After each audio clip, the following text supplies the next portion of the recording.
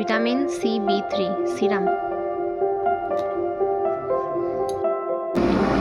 Hello, welcome back to my channel, welcome to a new blog.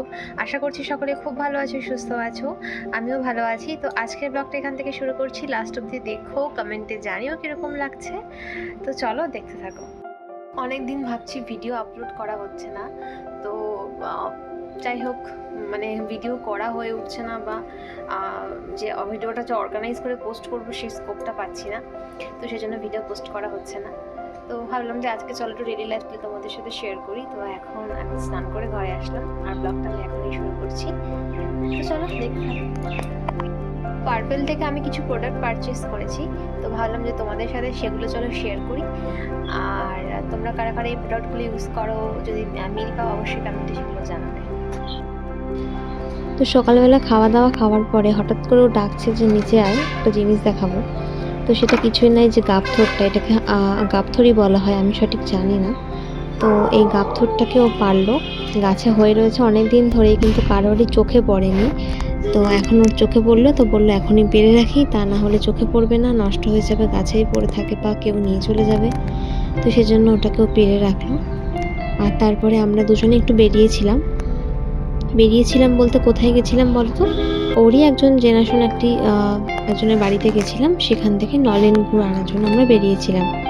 তো খুব খাঁটি নলেন গুড় সেখানে পাওয়া যায় বলে তারা ওখান থেকে ফোন করেছিল, আর তারাও তারপরে ফোন করে জানালো যে এখন আসতে পারো, এখন গুড় আছে, গরম গুড়। তো সেই জন্যই তড়িঘড়ি করে যাওয়া, গিয়ে গুড়টা নিয়ে আমরা ওই 1 ঘন্টা 40 মিনিটের মধ্যে চলে এসেছিলাম। তো এরকম একটা পার্পেল থেকে পার্সেলও চলে এসেছে, তো সেটাও ভাবলাম তোমাদের সাথে চলো শেয়ার করি। তো অনেকদিন বাদে আবার পার্পেল থেকে আমি কিছু জিনিস অর্ডার করেছি, তো তোমাদের সাথে না শেয়ার করলেই নয়। তো ঝটপট দেখে নাও কি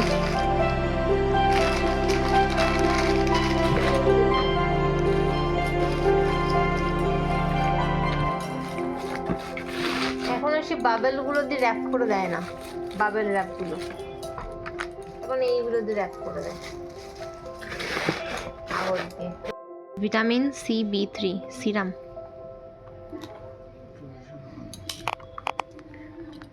এটা টোনার, ব্রাইটনিং টোনার। আচ্ছা, আমি ফেস প্যাক এবার আর কিনিনি আলাদা করে, একটা যে পাউডার কিনেছি, এটাকেই রোজ ওয়াটার হোক নর্মাল ওয়াটার হোক দিয়ে প্যাক বানিয়ে ইউজ করতে হবে। এটা একদম অফারে খুব কম দামে পেয়েছি। এটা হচ্ছে একটা হেয়ার ওয়াটার, হেয়ার গ্রোথের জন্য। হ্যাঁ, আর হচ্ছে এটা নতুন ট্রাই করবো, কখনো ট্রাই করিনি। এটা হচ্ছে পন্ডসের bright beauty niacinamide serum plus cream, day cream. ব্যাস, এই তো, এই কটাই।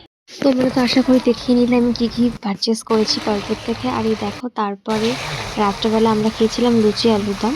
রাত না, এটা ওই সন্ধ্যে 7টা 7:30 নাগাদই রান্নাবান্না হয়ে গেছিলো এগুলো, আর তাড়াতাড়ি সেদিনকে খাওয়াটা হয়ে গেছিলো।